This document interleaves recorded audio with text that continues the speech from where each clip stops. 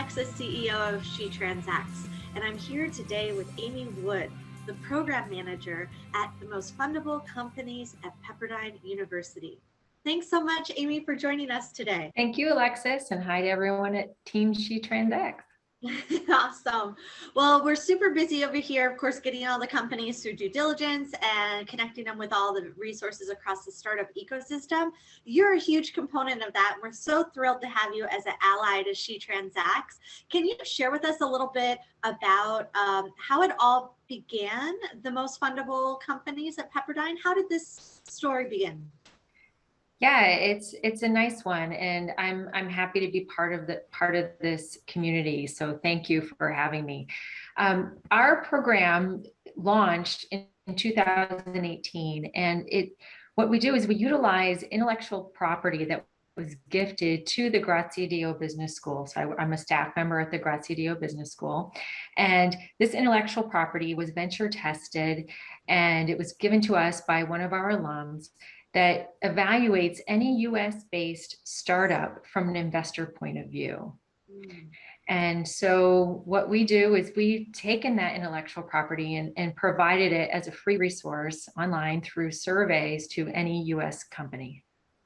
Of course, we are all fans and value due diligence here. I think we line up so well with that. Thank you for making that a resource available and something to include our founders in.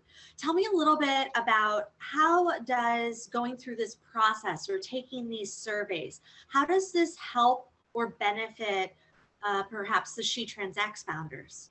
Right.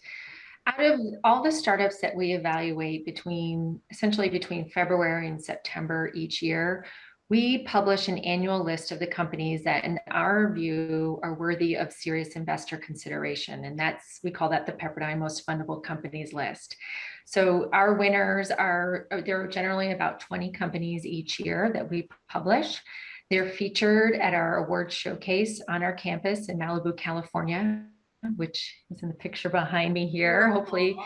Yeah, and we love to be there in person, and we invite all the winning companies to showcase them, announce them publicly for the first time, and then we also profile all the winners in Entrepreneur Magazine, giving them a lot of exposure that they otherwise might not be able to afford. And again, that helps them in their fundraising efforts. A couple of things, and you mentioned, we're different from what comes out of a lot of schools in that we focus on the diligence process. There are plenty of resources out there for companies and plenty of opportunities for pitch competitions. And so we wanted to go a step beyond that. So for those that get the opportunity based on a pitch or an initial introduction, there's a lot more to the fundraising process. And so it was important to us to provide a safe and private way for startups to learn about that stage. And we also recognize that a lot of times companies, based on where they're located, maybe they're near a university and they have resources locally in their geography, or based on their own personal network, they have resources to rely on. But it's our goal and our hope that we can help any company anywhere within the US to learn more and help them be more successful in their fundraising efforts. It's so true. Everything that you're saying about using the due diligence as an educational tool, that's something we 1,000% agree on. And I mean, we have to know where we're going as founders and as startups. And if we don't know how the criteria in which we're being evaluated, you're flying blind. So to have those insights and that feedback is extremely valuable. And it's our objective it is objective feedback that we're providing. And companies that make our list, they benefit, as I mentioned, from the PR and the exposure, but just as important are any company that completes our initial surveys. We call them our pre-screen, which is very quick, very short. And then we have our qualifier survey. Any company that completes our qualifier survey receives a free feedback report that's tailored to them. It's automated, yet it's customized to their responses to our survey. And it's objective, and we're trying to provide something that founders can either refer to, and hopefully that it'll give them encouragement to continue and check some boxes to say, yes, we're actually ready for funding. But just as importantly, a lot of founders discover that they're not ready. There are answers to questions that they don't yet have. And that's okay. I tell founders all the time, you don't have to have the answer to every question, but it's important to acknowledge and be ready to address where your shortcomings are. Because if everybody was able to answer everything, they'd already be funded, or perhaps they wouldn't be seeking outside funding. So for us, it's just as important for founders who don't make the list that they learn from the process. And, some may even discover that raising outside funding is not for them. Yeah, that's such an important thing that you talk to all the founders, and I hope everybody here at She Transacts really understands. This is an additional resource, but you're only going to get out of it what you put in as well. So in terms of the openness that you need to provide, the willingness to put in the answers on the survey, that of course is going to dictate how good of a response and how much information that your organization can provide as feedback. So definitely take the time. This is not just completing a list of questions. This is really thinking through why they're asking these questions. Use those empathy flows and those different skill sets that we're working on throughout your due diligence process, whether you're working with Pepperdine's experts and whether you're working here with other experts and allies across the ecosystem. Really take a moment to use this as a learning exercise. And I think that's what's so valuable here. It's wonderful if you make the list. It's wonderful, if you get funding from this. We all would love that, but take every opportunity here because it is free, correct? There's no fee to participate. You don't have to pay. So when it's a free resource like this, know this is an investment in yourself and in your company. So if you are looking for further additional insights or just want to reconfirm that your insights are there and double check, you could double, triple check. Due diligence is an ongoing process. It's a living live document. So I have a feeling, Amy, our founders will be working with your group for many years. Now, you have mentioned that founders who've applied 1 year have come back and gone through it multiple times. Is that something that is nice to see or that your group encourages? Absolutely. We welcome companies to come back year over year. We launched in 2018, and so we've had 3 years of running the program so far. And we have had companies that have competed each year, and they come back and they're bound and determined. And they say, you know what? And we didn't make the list last year, but that doesn't mean that they're not a good company, right? There are only so many spots. And what we actually do focus on, and we work with our partners, so organizations like She Transacts, to help and provide resources not only to the list winners, but also to generally all of our semifinalists. If anyone ever reaches out to me, I have relationships with founders who have never made any of our lists, never made it to our semifinals. But this one particular company I can think of, they have a bulk retail technology.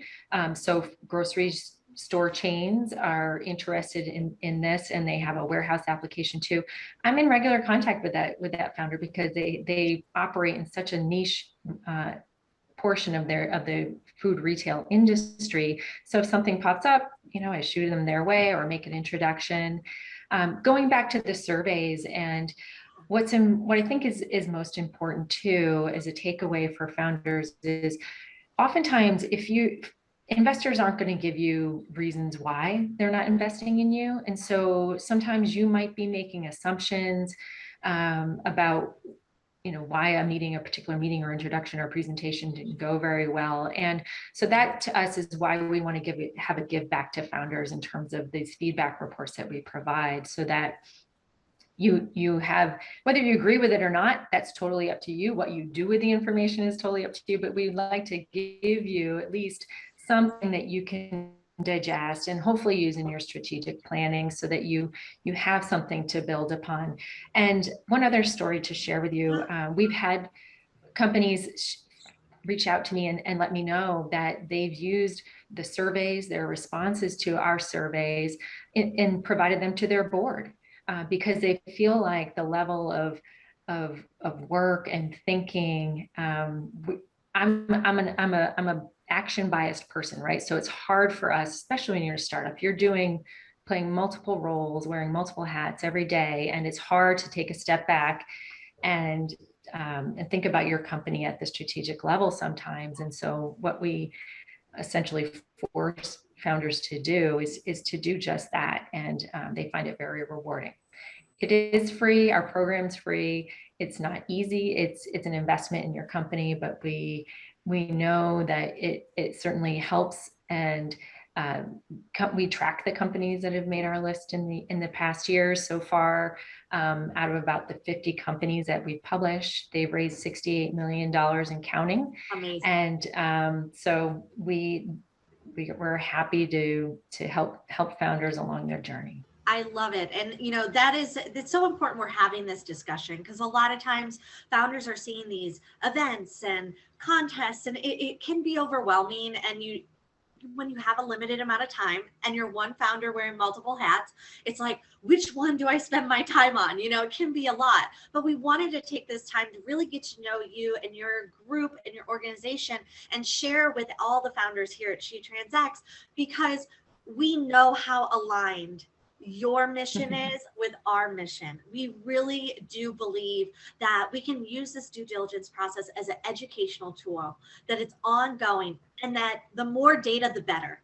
So even if you don't agree with it, like any data, it's still data. So let's add it to the set. Let's get it together. Let's make smarter choices, more informed decisions, and access more networks. And, some of this is finding the right aligned resources and networks. And Amy, you guys have such a great network at Pepperdine.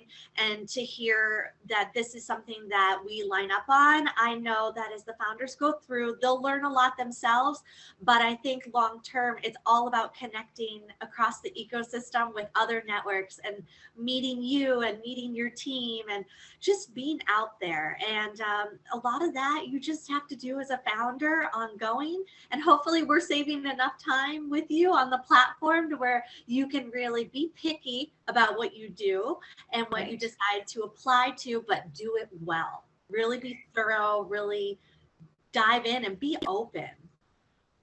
It gives me great pleasure to be able to highlight a female founder from Louisiana, like Athena Inc., who made our list last year, and bring them to LA. Well, we didn't bring her to LA last year, but to highlight her in front of the LA startup community, have founders from all 50 states participate in our program. And at the end of the day, that's what makes what we do all worth it.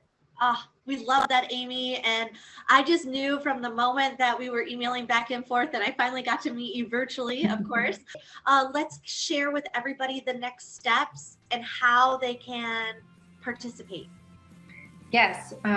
Any company that is interested in our program can find more information, key dates, and a link to officially enter on our website at pepperdine.edu/MFC for most fundable companies.